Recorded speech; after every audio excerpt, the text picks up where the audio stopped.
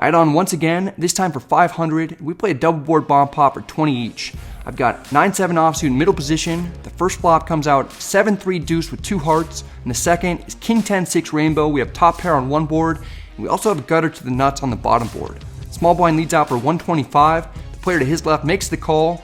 I'm going nowhere. I have equity on both boards. A lot of overcards come out on the top board, making my pair of 7s not look so great anymore. I'll have to drill an 8 to feel good about the second board.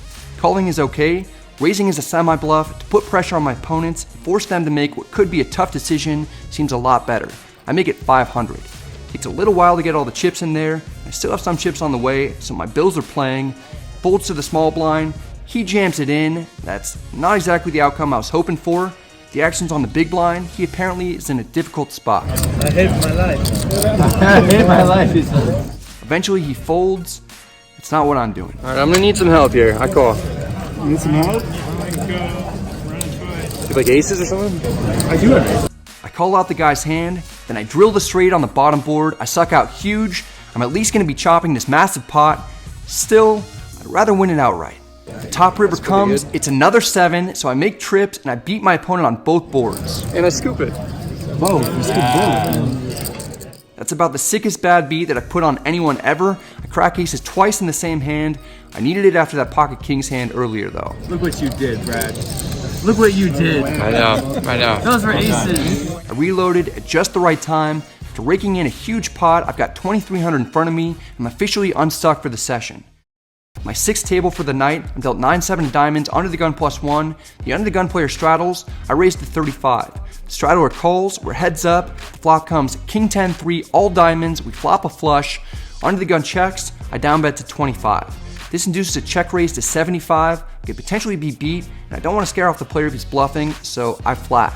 The turn is a 5, under the gun bets 135. For the same reasons I explained my call on the flop, I call here again.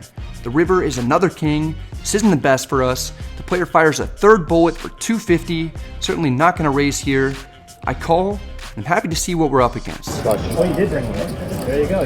Figure flush. Oh, dang. That should make the block. Oh, that's one of them. That'll make the Holy shit. Oh, man. We win a nice sized pot. We're up 500. Now we have an opportunity to turn this into a big winning session. In the final hand we'll go over, we pick up pocket kings, under the gun +1. With the memory of losing that other hand with kings still fresh in my mind, I open to 20. The button calls. He likes to get involved as much as possible, plays somewhat recklessly. We're heads up, the flop is 9-8-6 rainbow, it's right in my opponent's wheelhouse. I check. The button bets 20. I call. The turn is a 3. I check again. The button bets 140. It's quite a bit more than the previous street. I'm concerned, but not enough to fold. I call. The river is another 3. This is a great card because I'm beating all flop 2-pair combinations. There are several of those in the opponent's range. I check. The player fires again, this time for 325. Did he really flop a straight or a set?